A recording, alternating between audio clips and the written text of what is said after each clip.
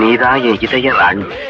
ஜெகதீஷ், நான் எதை உங்ககிட்ட சொல்லணும்னு சொன்னேனோ அதை நீங்க சொல்லிட்டீங்க. நீங்க தான் என் இதயம்.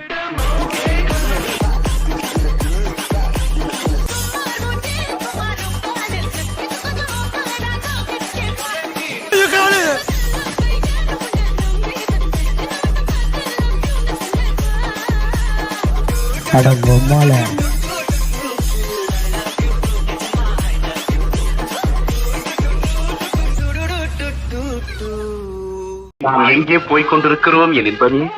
நாம் காதல் வானில் சிறகடித்து பறந்து கொண்டிருக்கிறோம் என் இதயமே. என் கண்ணாளா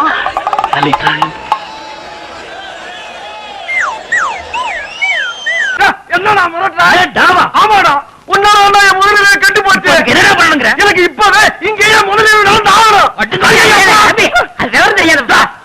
இவரா விவரம் தெரியாத ரோலிங் அப்போ டேய் சூடா ஒரு கிளாஸ் வெந்நீர் குடுறா. என்ன வெயில் நேரத்துல வெந்நீர் கேக்குறீங்க? வெறி ஏத்தத்தான். என்ன இருமுற? இருமலடா உருமுற. ஏன் உருமுற? எல்லாம் அவங்க குடல உருவத்தான். பஞ்சு டேலக்க பேசுற நீ என்ன பெரிய பருப்பா? ஆமாடா அவங்க உருப்பெடுக்க வந்த கருப்பு பருப்பு. எவன்டா என் திவ்யாவுக்கு நூல் விட்டவன்? நான் தான். இப்ப என்ன பண்ண போற? ஏய் ஏய் ஏய் ஏய் ரோல் பண்ணி த்ரோல் பண்ணி சிரிக்க வைப்போம் மச்சான் திருந்தாத தற்குறிகளை நொங்கெடுப்போம் பல தற்குறிகளை ஏற்கனவே பொழந்திருக்கேன் இப்போ பஞ்சாயத்தை துவங்குறதுக்கு வந்திருக்கேன் ரோல் அரக்கன் நான் ரோல் அரக்கன்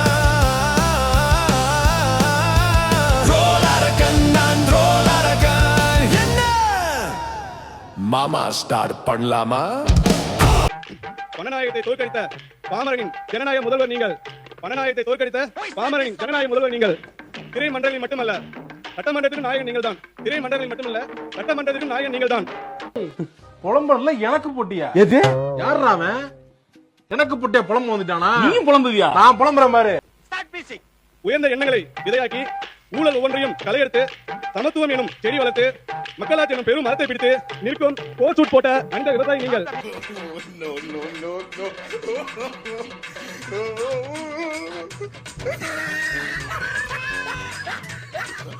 விசில் என்பது ஒலி அல்ல, அது பாமரர்களின் மொழி. அதுவும் உலகின் பொது மொழி. விசில் காற்று இசைத்த முதல் ராகம். விசில் காற்று இசைத்த முதல் ராகம். மனிதன் பயன்படுத்திய முதல் தொலைபேசி. மனிதன் பயன்படுத்திய முதல் தொலைபேசி. காது கொடுத்து கேளுங்கள். விசில் தனியாக ஒலித்தாலும் கம்பீரம் குறையாது. விசில் தனியாக ஒலித்தாலும் கம்பீரம் குறையாது. அந்த தம்பியை சரித்திரத்தில் இடம் பிடிக்க வேண்டும் என்று அழைத்து வந்தேன். அந்த தம்பி நான் தரித்திரத்தில் தான் இடம் பிடிப்பேன் என்று சென்று விட்டான். வேளாண்மை உழவர் நலத்துறை மாண்புமிகு அமைச்சர் அவர்கள் வேளாண்மை நிதிநிலை அறிக்கை என்று தாங்கள் அவை முன் வைத்திருக்கிற அந்த அறிக்கையை மட்டும் விரிவாக படிக்கும்படி நான் கேட்டுக்கொள்கிறேன்.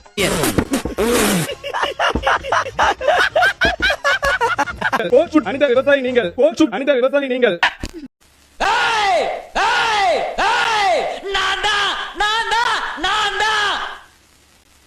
அப்படின்னு ஒரு போதை சொன்னாங்க.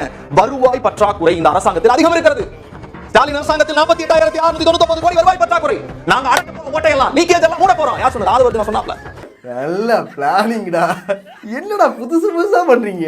மூட போறோம். பாரு மயூல்சனுக்கு எதுவும் தெரியாது. அதை வந்து நான் சொன்னா லீக்கேஜ் வருது. டாஸ்மார்க்ல நேரா 1500 கோடி வரப்போகுது. 15,000 கோடி வரப்போகுதுனாரு. இப்போ இந்த பட்ஜெட்ல வெற்றி கழகம்னு சொல்லிக்கிட்டு பெட்டர் பட்ஜெட்ல இந்த ஆண்டுக்கான வருவாய் பற்றாக்குறை ஒண்ணு இல்லங்க, வெறும் 55,754 கோடி தான்.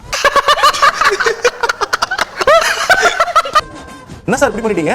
நாங்க 48,000 கோடி எங்களை திட்டீங்களே சார். இப்ப ஏன் சார் உங்க வருவாய் பட்ஜெட்ல வருவாய் பற்றாக்குறை 55,000 கோடிக்கு மேல போகுது? நீங்க தான் அனைப்பெல்லாம் மூடுறீங்களே சிமெண்ட் வச்சு.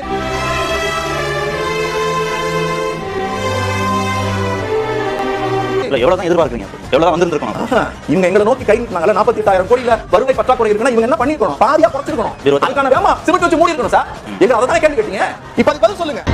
ராஸ்கல் ரொம்ப நக்கல் வராயாமே. கரெக்ட்டா வாட்ச் பண்ணிட்டே இருக்கானே. எங்க அதை தான் கேள்வி கேட்டீங்க. இப்ப அது பதில் சொல்லுங்க. ஏய் ஏய் நான் பேசிக்கிட்டே போறேன். நான் யாருக்கு தெரியுமா உனக்கு? யார் ரேஞ்ச் என்னன்னு தெரியுமா? யார் யானி? கொலைகாரன் தானே. எதிர்க்கட்சி தலைவரையே கைது செய்யறோம்.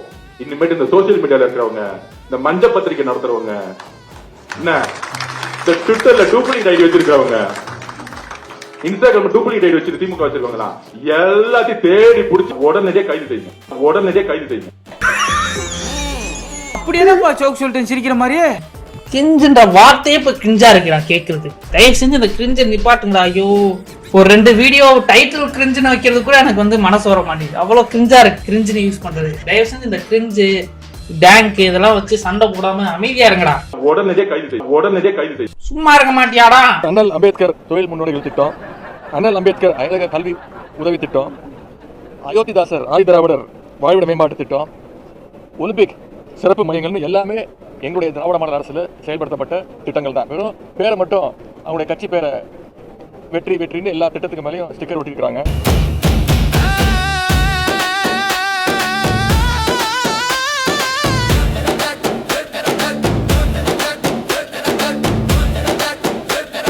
அந்த டிஜே அந்த பாட்டு போடுறப்ப அவருக்குள்ள நடந்து வருவார்ல. ஆமா.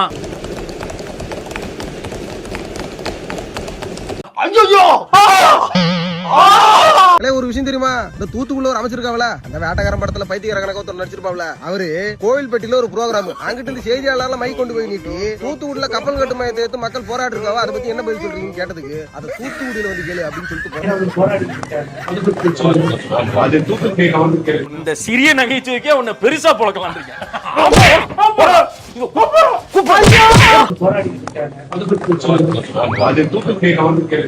கோவில்பட்டியா தூத்துக்குடி தாமல இருக்கு. ஐயோ மகனே, அத பத்தி யோசிக்கவே இல்லையே. போங்கடா, ஏன்டா நீங்களாம் இப்படி இருக்கீங்க? பாவம்டா நீங்களாம்.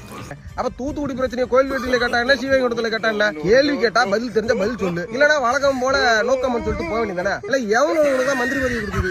தூத்துக்குடி பிரச்சனை தூத்துக்குடியில வந்து கேளுங்கிறியா? அப்புறம் நாளைக்கு கச்சத்தூர் பிரச்சனை கச்சத்தூர்ல போய் பேச முடியும்.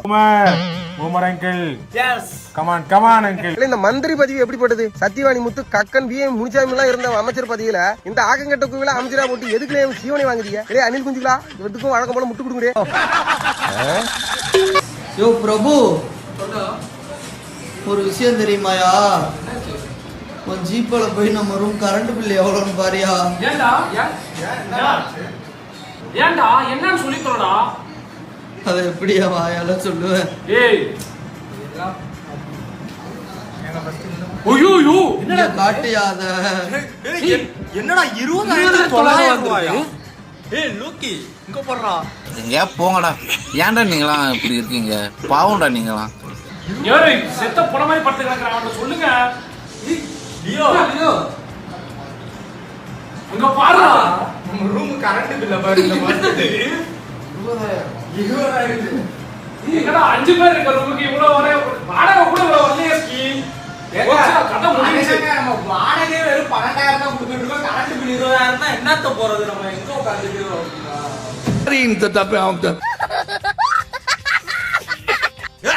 வாதத்தை வச்சுக்கிட்டு சும்மா போதுட்டு இருக்கிய தம்பி, என்ன சாதனை பண்ணிட்டு வந்திருக்க? அடிச்சு கிழிங்கடே.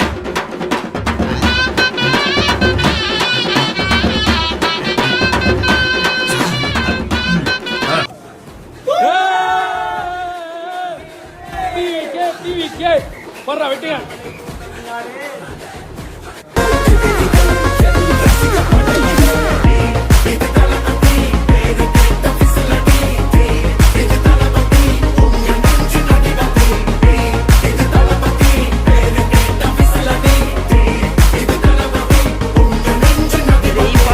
கண்கள், காதல் பேசிய கைகள், கடைசியில் எல்லாம் பொய்கள், இந்த பிஞ்சு நெஞ்சு தாங்குமா?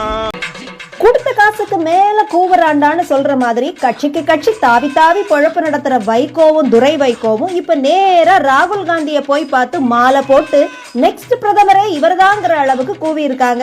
அது சரி, இந்த மாதிரி நகைச்சுவை கண்டென்ட் கொடுக்கறதுக்காகவாவது இவங்க அரசியல்ல இருக்கணும்பான்னு பல பேர் கருத்து சொல்லி இருக்காங்க. வருங்கால அமெரிக்க ஜனாதிபதி முருகேசன், வருங்கால அமெரிக்க ஜனாதிபதி முருகேசன், வருங்கால அமெரிக்க ஜனாதிபதி முருகேசன், வருங்கால அமெரிக்க ஜனாதிபதி முருகேசன், வருங்கால அமெரிக்க ஜனாதிபதி முருகேசன், வருங்கால அமெரிக்க ஜனாதிபதி முருகேசன். அம்மா, நீங்களா யாருடா? நாங்க யாரா? How do I tell you? Sir, நாங்க சமூக ஆர்வலர்கள் சார். அவ அடிக்கடி ஒரு சொல்லுவா, என்ன போல? ஐயோ, அவ சொல்லுவா,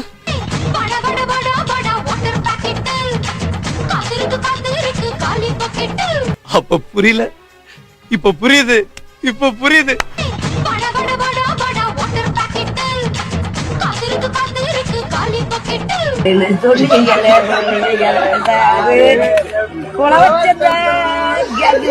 அது இப்ப புரியுது. ஆனா அவர் என்ன தெரியுமா சொல்றாரு, மக்கள் பணத்துல இருந்து கொடுப்பேன்னு சொல்லல. ஏன் பணம், நான் ஏன் பணத்தை தரேன், மக்கள் பணம் எனக்கு தேவையே.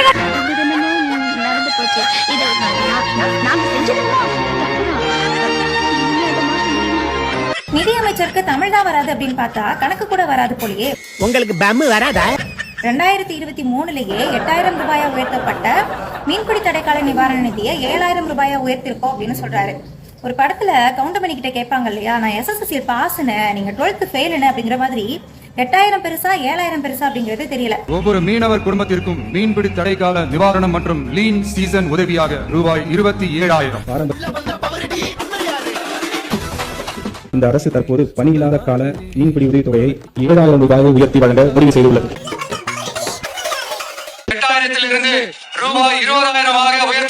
7,000 ரூபாயை உயர்த்தி வழங்க முடிவு செய்துள்ளது.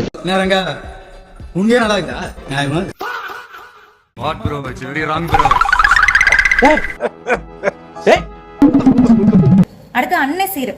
தங்கச்சிமார் எல்லாத்தோட கல்யாணத்துக்கும் 8 கிராம் தங்கமும், அதாவது 1 பவுன் தங்கமும், விலை உயர்ந்த பட்டு புடவையை டீல்ல விட்டுட்டு 8 கிராம் தங்கம் எடுத்தாலே 1 பவுனுக்கு இப்போ 1 லட்சம் ரூபாய்க்கு மேல போகுது. நம்ம 1 லட்சம் ரூபான்னு கணக்கு வச்சுக்குவோம். ஒரு வருஷத்துக்கு கிட்டத்தட்ட 5 லட்சத்துல இருந்து 6 லட்சம் தங்கச்சிகளுக்கு கல்யாணம் முடியுது. நம்ம 5 லட்சம்னு எடுத்துக்குவோம். சோ அப்ப 5 லட்சம் தங்கச்சிமார்களுக்கும் 1 பவுன் தங்கம் அப்படின்னு பார்த்தோம்னா கிட்டத்தட்ட 5,000 கோடி வருது. ஆனா இவங்க ஒதுக்கிருக்கிறது 812 கோடி தான். எந்த கணக்குல ஒதுக்கிருக்காங்க அப்படிங்கிறது தெரியல. பதில் தெரியாதவங்க கேள்வி கேட்டா கூட தேடி பூச்சி ஏதாவது தப்பாவது பதில் சொல்லுவோம். எனக்கு கேள்வியே தெரியாத, நான் யாரு வேற பாக்குறேன்.